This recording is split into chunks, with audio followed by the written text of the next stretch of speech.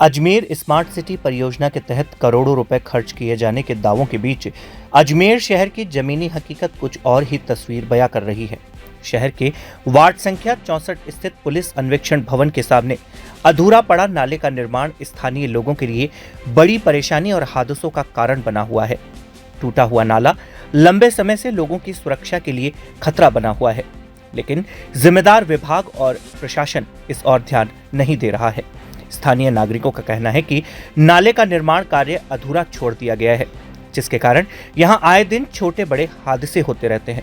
कई बार राहगीर और दोपहिया वाहन चालक इस टूटे हुए हिस्से में गिरकर घायल हो चुके हैं। इसके बावजूद अब तक न तो निर्माण कार्य पूरा किया गया है और न ही सुरक्षा के लिए कोई बैरिकेडिंग या चेतावनी बोर्ड लगाया गया है। क्षेत्रवासियों का आरोप है कि इस मार्ग से कई जनप्रतिनिधि, वरिष्ठ प्रशासनिक अधिकारी और वीआईपी रोजाना गुजरते हैं, लेकिन किसी का भी ध्यान इस गंभीर समस्या की ओर नहीं गया। लोगों का कहना है कि यदि समय रहते इस समस्या का समाधान नहीं किया गया तो भविष्य में कोई भी बड़ा हादसा हो सकता है। स्थानीय निवासी उज्जवल शर्मा ने स्मार्ट सिटी परियोजना पर सवाल उठाते हुए कहा कि अजमेर केवल कागजों में ही स्मार्ट सिटी दिखाई देता है। उन्होंने आरोप लगाया कि स्मार्ट सिटी के नाम पर करोड़ों रुपए खर्च कर दिए गए, लेकिन धरातल पर विकास दिखाई नहीं देता है। उन्होंने कहा कि नाले का निर्माण भी गुणवत्ताहीन तरीके से किया जाता है, जो हर बारिश में बह जाता है और फिर वही स्थिति बन जाती है।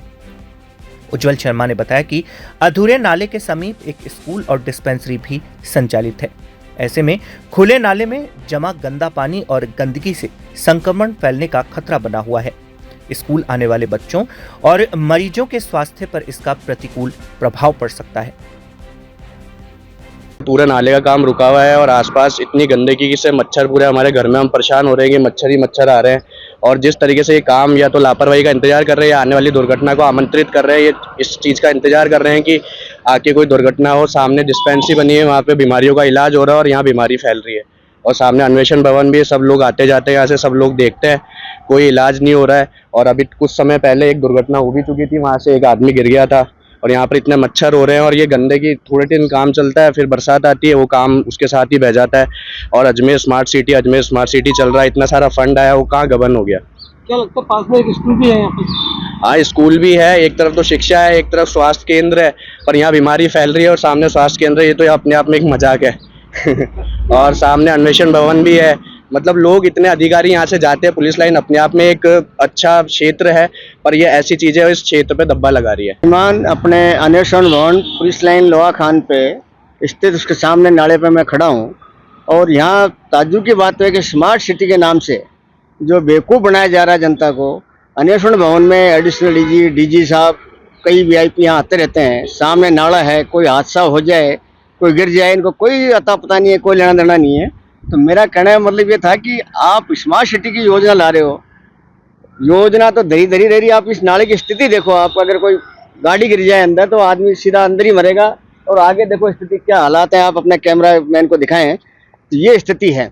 और दूसरी बात कि यहाँ वीआईपी आते हैं अन्वेषण भवन में, ये अपने ये जो अन्वेषण भवन है सामने ही, यहाँ एडिशनल डीजी सारे कई अधिकारी आते जाते रहते हैं, लेकिन इसकी स्थिति उनके सामने स्थिति ये है, जबकि अधिकारी को ध्यान नहीं दे रहे। पीछे इनका नाला देख लो, उसकी भी स्थिति यही है।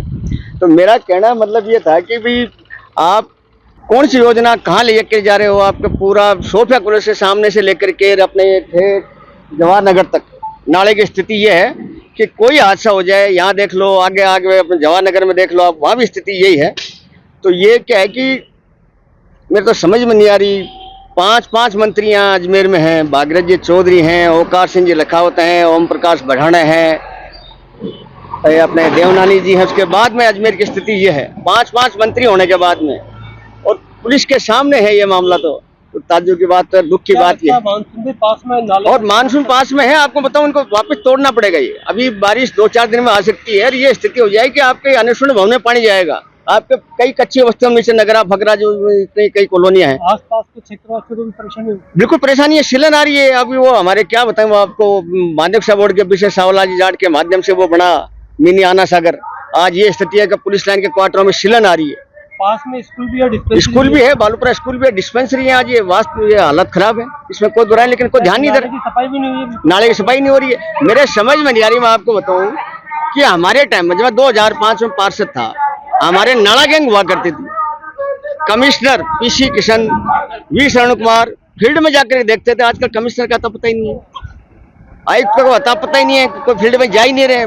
मेरे टाइम की बात है कि पीसी किशन आईएएस अधिकारी थे, फील्ड में जाते थे, देखते थे। क्या वी शरण लापरवाही नजर आ रही है इसमें? बिल्कुल नाकामी है, अधिकारी को बाहर निकल ही नहीं रहा है, एसी में बैठ के आराम कर रहे हैं, कोई मतलब नहीं। जबकि मैं कर रहा हूँ कि वी शरण कुमार, पीसी किशन साहब फील्ड में जाते थे, देखते थे। नाला गैंग हुआ करती थी, पहला भार्गव एचओ हुआ करते थे हमारे टाइम में।